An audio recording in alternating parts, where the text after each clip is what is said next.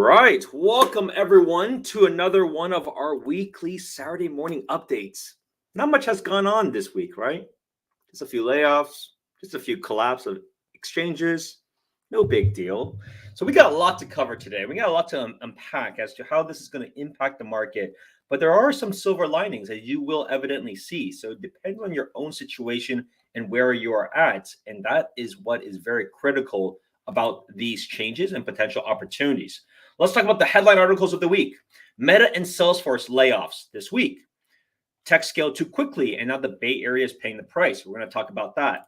Elon Musk orders Twitter employees back to the office. So if you don't come back to the office, Twitter employees, you can assume that as a resignation on your end. And this was no different than when Tesla had this. Crypto markets turmoil over FTX bankruptcy. A lot of shenanigans happened there. So some thoughts there. And mortgage rates fall sharply to under 7% after inflation eases. We got a lot to cover. So let's start talking about it. And we're going to start off with the first one, which is mostly what people will be impacted, at least in the Bay Area economy. Meta and Salesforce layoffs. Two charts show how brutal it's gotten for big tech. The bloodletting in big tech after a year of slowing sales and profits, along with de facto valuations resets at the hands of an aggressive Federal Reserve. So Meta this week, sadly, cut 13% of its workforce as it looks to redirect resources to Mark Zuckerberg's metaverse project and appease angry shareholders. Meta stock, though, popped 8% on the news, pairing the 69% year-to-date decline. So it's been a really interesting story, right? On one hand, the company of Meta is still actually printing a lot of money, at least in the core businesses that it's at. But because of valuations due to higher rates, but also because of the big money burning from the metaverse world and industry, and that's a complete new arena that's not proven, investors aren't too happy or thrilled about it. At the same time, Meta has to make these adjustments to be able to right the ship, to at least slow down on spending. But he's still making that huge bet in this world, metaverse world, that is very unproven. So it's going to be really interesting to see what happens. Now, it's been obviously a big layoff because it's 11,000 employees that got cut. Now, make no mistake, it's not 11,000 employees in the Bay Area. That's on a global basis in terms of their workforce reduction. But at the same time, he did mention that there's no more freezing hirings, but they will likely try to resume after Q1 because they want to continue to reinvest people into that metaverse world. Now, what's happening here is something to be mindful of. I talked to many of my friends and clients that are in Meta.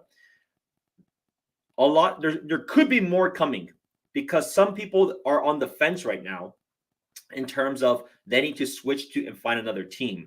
So the 13% was an immediate workforce reduction, but there's going to be quite a bit more that are on the fence that may either leave themselves because they don't want to be at the company, or they're on the fence, they need to find another team that is willing to take them on.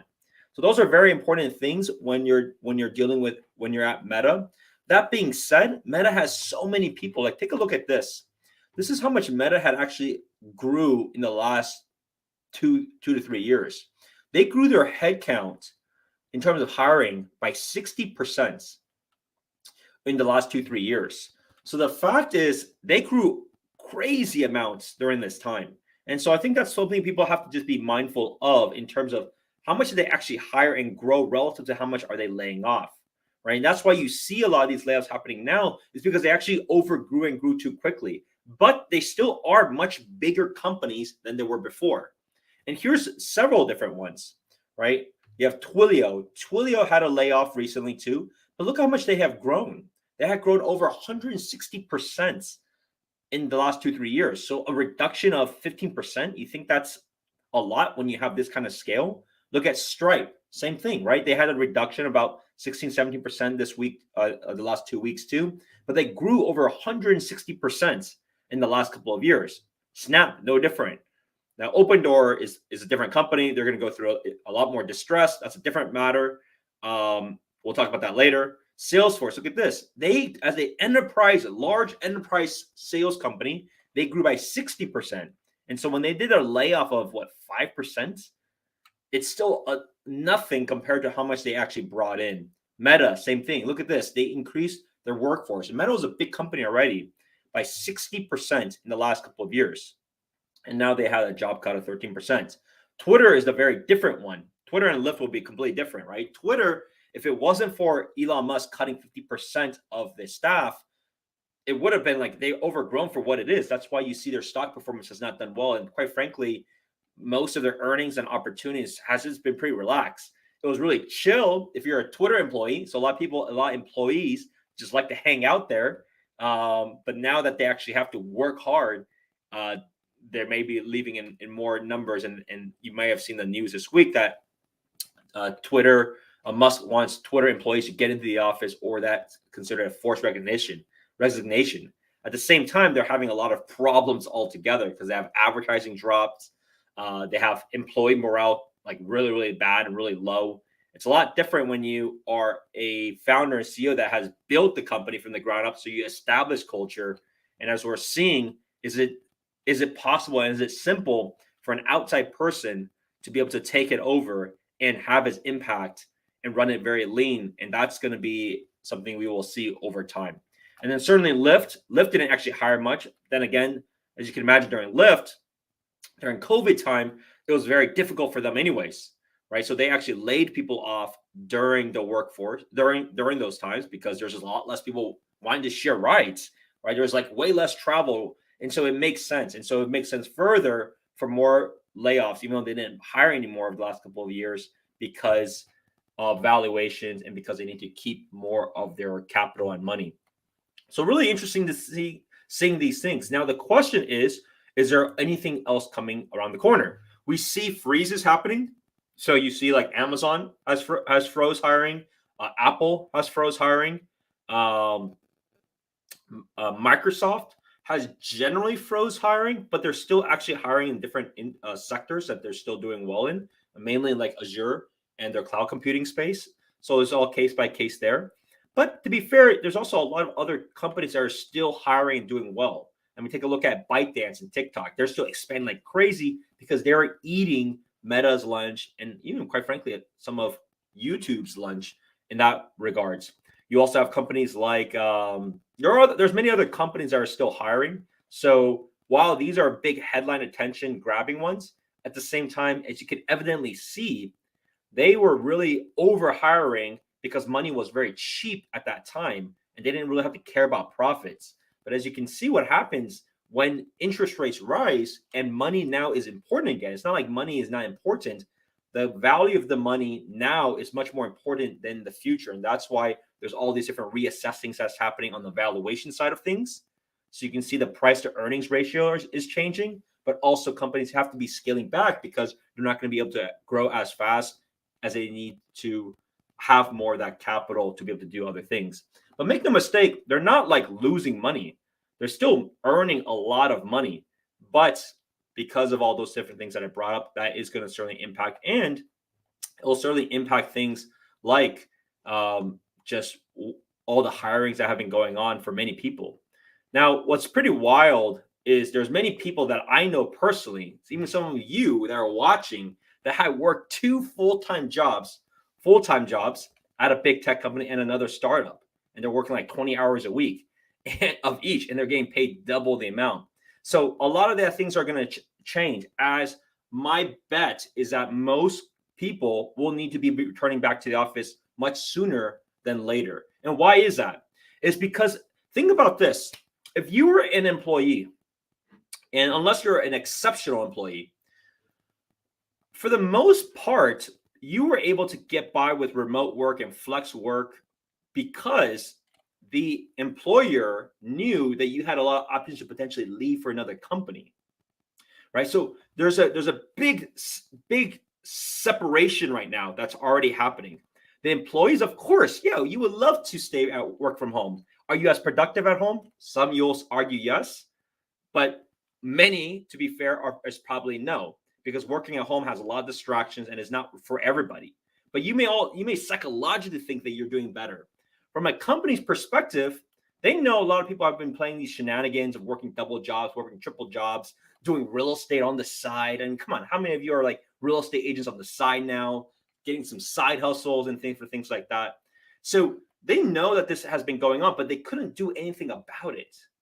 Because if they threatened you of like, you need to go back to the office, you're like, nah, I'll quit. I'll just not work here. I'm going to find another job because there's 5 other companies that are hiring and they're going to pay me more money. Well, if things are different now and it's not that easy to find another job, where does the power go? It goes back to the employers. And so what happens is that the employers will, combination of things, all those perks that you had in the office are also being cut. There's a whole lot less business travel that's happening across the board. Your Christmas parties this winter time is going to be very different. It's not going to be as grand as it was before, but they're also going to want you back in the office and probably want you to work more hours than before, right? Imagine if they cut all these people. Now, it doesn't necessarily mean all that work is gone. It likely means you're going to be picking up someone else's tasks, right? So the reality is more people will be doing more than before. And we'll see what happens. Like the next thing that we haven't seen in a long, long time is, will there actually be a reduction in salary? Leave in the comments below. Do you think there's going to be a reduction in salary that's going to be occurring for many of these companies? Because we have not seen that since the dot-com days, right? It's been a steady progression up and up. But as we do cuts, we'll see what happens. We'll see how the talent war continues to play out, if it does still play out.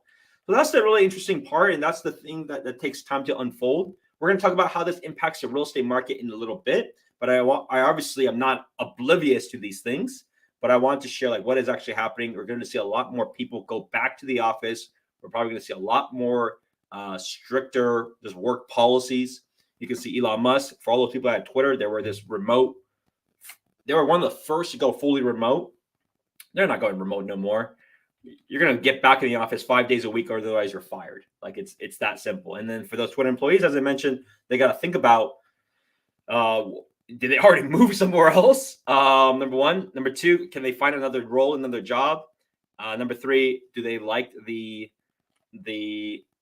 new atmosphere that Elon Musk is enforcing? Because keep this in mind. There is no because it's now a private company, they don't have the upside of the equity at this stage unless they decide to go public in the future. So they got a lot of problems and a lot of challenges. And Elon Musk said there's a chance that Twitter may even go bankrupt. It's that dire for them. So they got to really focus and get things done. Otherwise, they're in a pretty bad situation. Now, talk about bankruptcy. FTX. What in the world happened with FTX, this crypto exchange? This crypto exchange company, FTX, filed for U.S. bankruptcy on Friday, and SBF stepped down as CEO after a liquidity crisis that has prompted intervention from regulators all around the world. So this is what's crazy and what's very difficult with crypto, right? So for all those crypto bulls, there is a lot of positive things about crypto, right? About all the opportunities, about the future. The future is here. The future is now. We're going to be bringing everything through crypto. We're going to do everything via blockchain, and there's no need for title companies because blockchain is going to democratize everything, and everything's going to be on this chain, and everything's going to be perfect, and we can cut all these middlemen out, and it's just going to be so much better for consumers. What was that story before? How many times have you heard that story? And where is that story now, crypto bulls? Right? Because the challenge of an unregulated industry, as you can see, is there are a lot of core uses, and make no mistake, the industry will likely keep going on, but this is probably just the beginning because there's so many shenanigans that happen in good things that are unregulated, right? I mean, think about this. The industry itself grows, but did it grow as much as it should have grown? Well, it probably did if you had all these like bad actors that have played in, or a lot of hedge funds that are able to pump and dump either companies or bail people out and different things like that. And that's the issue that has been going on with this company.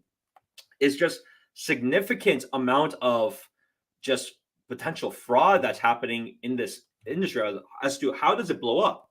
Because think about this: if you were like a company like Coinbase, right, and you are a publicly traded company, you're a US based company, there's regulations and there's different things of what you need to do to be audited and to have a formal process. But the issue with that for a lot of exchanges is that it's a lot of hurdles to go through.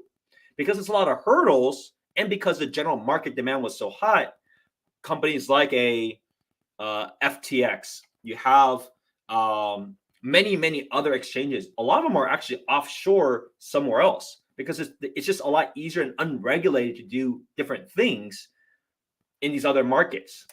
Now, the issue of that is because at that time, a lot of consumers and most consumers weren't aware of this because things were just crazy red hot. Everybody was just chasing the hottest token or the hottest options. People went to those markets. They still invested their money there, and they just assumed that it was all the exchanges were the same. Maybe this exchange gave you a better earning redemption thing. There's a lot of staking things. There's so much like financial instruments there that said, wait a second, I can leave my money at this exchange, but I can earn 6% interest, 7% interest in a 0% interest environment back in the day. Like a lot of that sounded like really too good to be true. And generally, when you do see things like that, many of the things are too good to be true. And so what happened?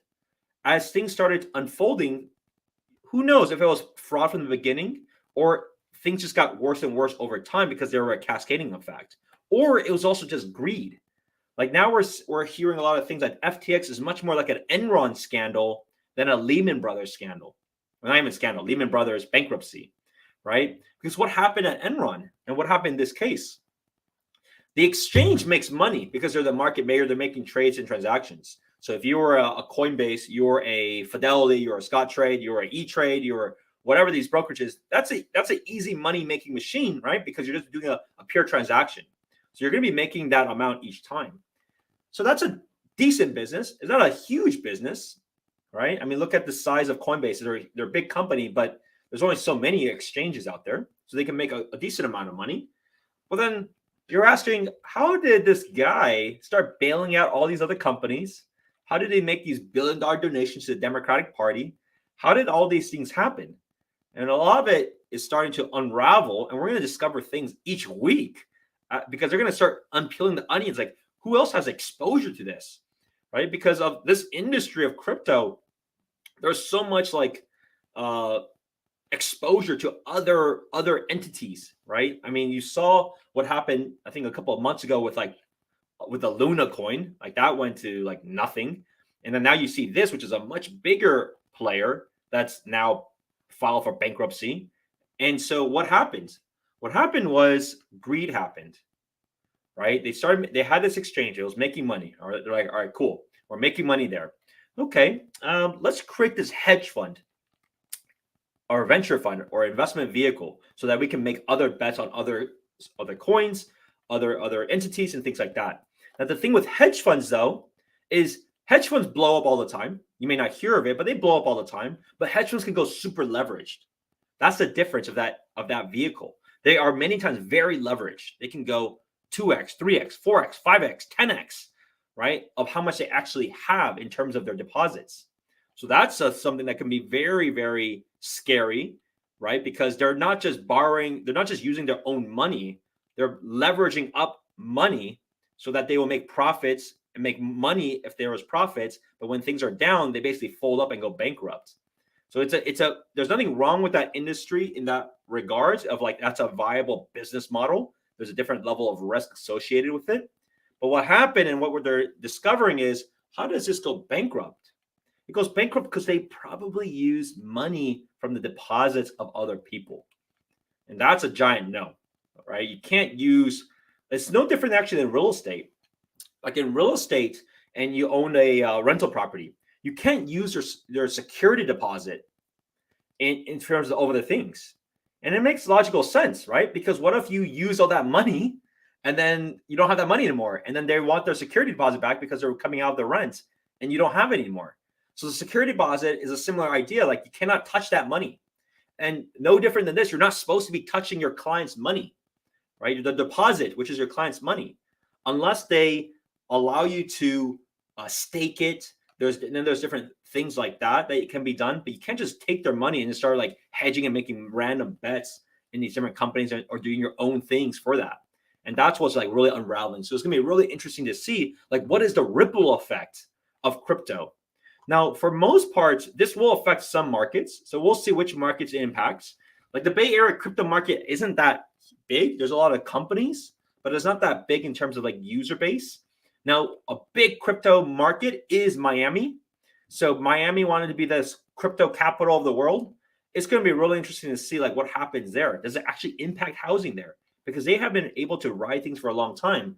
Or are those all people really smart and geniuses that they took advantage of the crypto market, made a ton of money, and they sold it all and they bought valuable property like real estate? That will be the interesting part to see. And of course, all of this will play out over time. So as you can see, you may hear, oh, so much bad news, right? It's like, it's just terrible news. So at the end of the day, you're going to hear there's going to be two different, there's always two things. You're going to hear bad news, and those are bad situations. But it's also important to have a relative perspective of things, right? Make no mistake, look at the amount of growth that those companies had in terms of employee base versus a few years ago. They're still net way more, right? People fail to understand that. They grew way too fast. It is okay to grow too fast, right? Yes, the cuts hurt, but the cuts are needed for the company to continue to thrive and do well. Now, it obviously sucks for those people that got impacted, but make no mistake, it was probably overdone to begin with.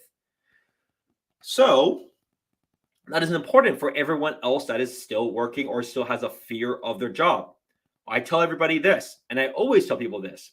If you are at a company that is going through turmoil and is going through distress, you shouldn't be buying. Don't buy. What you should do, though, is you should also be cutting on all your expenses, right? You should be ready for a rainy day.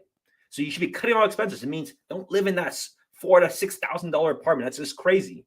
Go share a room or live in a room in a house to save that money, right? Don't just be, oh, I'm just going to not buy a house. I'm just going to be super frugal on this end, but still spend money like no other than before. Like, figure out ways to save money and to cut your expenses if that is the game plan that you want to do. On the other end, to be fair, because of this situation that's happening, this also presents opportunities for others that are still in jobs that are fine. Like, make no mistake, there's still 83% or 87% of people still have Meta. That's still 80,000 plus employees. Google still has 100,000 plus employees, right? Apple still has 100,000 plus employees. Like, they still have huge people and huge personnel that are still working, still getting paid well, still getting RSUs. Apple is still having a big corporate party this year. So, like, the reality is, yes, there's distress out there, but distress presents opportunities because a lot of people will be gravitating towards that fear, and they're going to be keeping that eye off the ball. Because look at this. Mortgage rates fall sharply to under 7% after inflation eases. The average rate on the 30-year fixed plunged 60 basis points from 7.22% to 6.62% because the inflation print of this month was much less than expected. And so because it's much less than expected, you saw a very big bull run in the stock market. You saw a lot of people buy back into bonds, which had lowered the yields. And so this has been a huge change. So if you're in contract, definitely talk to your lender to try to get this adjusted, because this should be a pretty meaningful impact. But if you're an outside buyer that's planning to buy, or is planning to always buy right now anyways, like, take advantage of this downturn right now. And yes, over time, there may be further decreases in rates, but you should take advantage of something like this, because this is like a very, very impactful thing. I mean, 60 basis points, like, what is that worth to you depending on your loan size? It could easily be at least a couple $100 a month. So it's a pretty substantial move. And so you see these different things happening, right? Because on one end, the whole reason of the increase of rates is to cool down inflation. And make no mistake, the whole objective of that is job losses need to happen. But if you're in a company and you're still working and you're still doing well, and many of you are definitely doing very well, then you can use this as an opportunity to be able to buy back in or to enter in the market, because that's just how the dynamics works, right?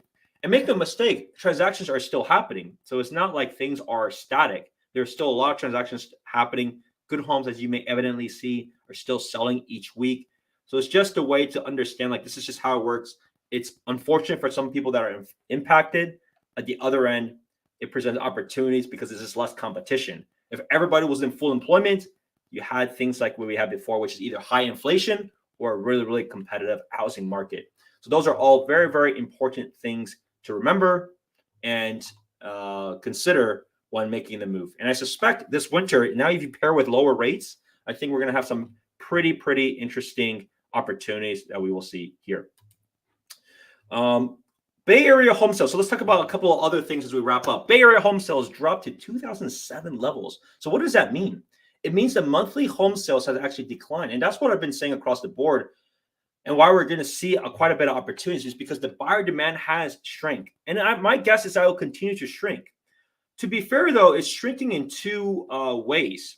It's shrinking because the buyer demand is less, but it's also shrinking in terms of transaction volume is less because there's also less sellers that want to put the home on the market too, right? And so you have these volumes that are less because also sellers are much more on the fence. Why do they want to sell something that they have with rates at under 3% or under 4%? And they have certainly a very low property tax basis due to California Proposition 13, right? So you can see like it's a very tricky situation. The buyer demand is certainly less.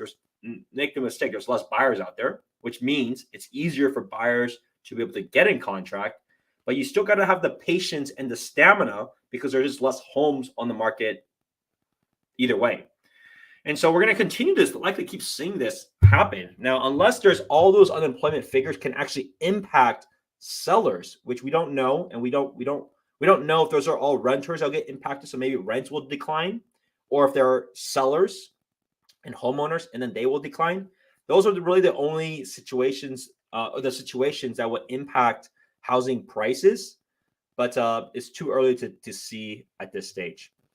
Now, the last things I want to bring up is at the end of the day, there are still news, because at the end of the day, as you can see, what's interesting is that commercial space, you may hear all this turmoil of commercial space of, oh, people are using their corporate offices less and nobody wants to buy that. But the reality is, as you can see, a lot of entities are still making moves as we speak for corporate office space, and they're buying it outright. Take a look at this. There is a Sunnyvale office. Did you know Uber had a Sunnyvale office? They had a Sunnyvale office, which is actually, this is right next to downtown Sunnyvale. There was previously Nokia. Yeah, it was Nokia was using that space in the Sunnyvale location. They paid $193 million to acquire this Sunnyvale office campus. This was owned by JP Morgan Chase, which is wild. I mean, the bank has a lot of hard assets. They're a lot more clever than we may think. Who paid $135 million for this property in 2015. That's still a whopping about $60 million gain, right? $60 million gain for that property over the last 7 years, which is a pretty good return when it comes to everybody's been complaining about the office spaces not doing well. So there is that. There's also another move. Big San Jose office building with tech tenants land local buyer. Buildings are bought for more than $90 million. Silicon Valley office market stays robust. This is the there's a lot of like activities that you continue to see through this area, because a lot of these areas are interesting because there's actually a lot of not corporations, but a lot of office buildings here. They're probably remodeled over the last 10 years or so. But there's just a lot of like buildings there that many are quite frankly like vacant these days. So it's going to be interesting to see. They bought it. What are they going to do with it? They see another opportunity because they're actually vacant buildings. But the fact that there's buyers that have bought this for $90 million just shows like there's still a level of interest for what they think is an opportunity of that space. So as you can see, regardless of all these bad news you see, I wanted to share with you, there's still a lot of activity that continues to happen. Well, if you have any questions or anything about the Bay Area real estate market that you want to talk about separately, my details are in the comments below, or you can call or text me 408-547-4590. I'm going to be out in Miami next week. So I'm going to go visit those crypto bulls, see what's going on over there. So no show next week, and I'm on a cruise the following week. So I'm going to be gone for 2 weeks, and at that time, I think it's Thanksgiving. So enjoy the weekend. Enjoy the next couple of weeks. Of course, I'm going to be around, so call or text me at any time. Love to go over a game plan. We can figure out what's the best strategy for yourself in navigating these markets, whether you're looking to buy, sell, or invest in the Bay Area or anywhere in the country. See you next time. Bye now.